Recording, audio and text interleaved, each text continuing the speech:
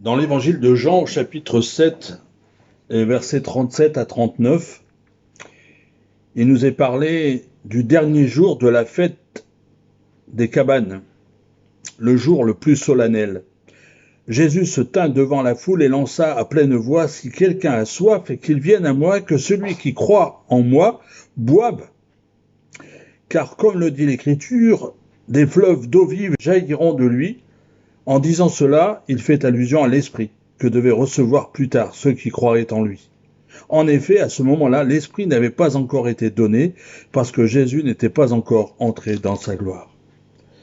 Mes amis, Jésus est déjà rentré dans sa gloire. Le texte de ce matin nous dit que Jésus n'étanche pas simplement la soif avec de l'eau courante, mais la soif de l'âme, en offrant le salut à ceux qui ont soif, qui viennent à lui.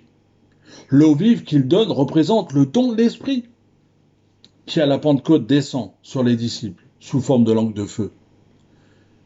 Vous vous rappelez de l'histoire de cette femme qui est venue chercher de l'eau au puits? C'est Jean chapitre 4 qui nous en fait la narration. Lorsqu'elle vient à ce puits, elle vient chercher de l'eau simplement. Elle a 3 problèmes. Premièrement, elle est une femme. Et les femmes et les juifs, les femmes ne discutent pas. Elles sont là pour les tâches. Elle est samaritaine. Les Samaritains sont les ennemis des Juifs. Ce sont les païens. Et troisièmement, le texte nous dit qu'elle a des mœurs légères. Lorsqu'elle va s'adresser à Jésus, elle lui demande de l'eau alors que lui offre bien plus. Alors que Jésus explique: celui qui boira de l'eau à qui je lui donnerai n'aura plus jamais soif. Elle ne comprend pas. Heureusement, la conversation va plus loin. Elle va finir par dire: Maître, tu es un prophète. Mais heureusement, et là aussi, les versets 23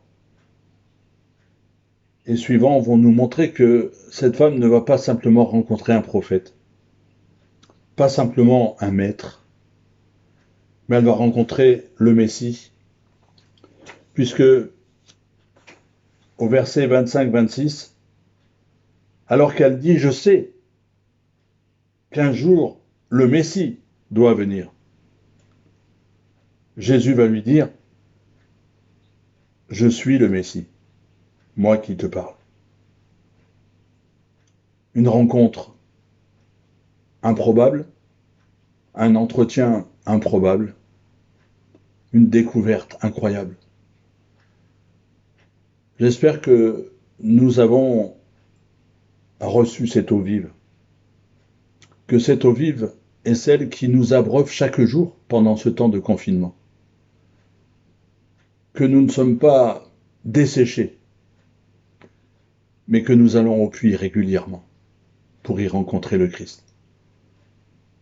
Que pendant ce temps de sécheresse, ce temps d'isolement, nous puissions nous abreuver à la bonne source, à la parole de Dieu, à la Bible,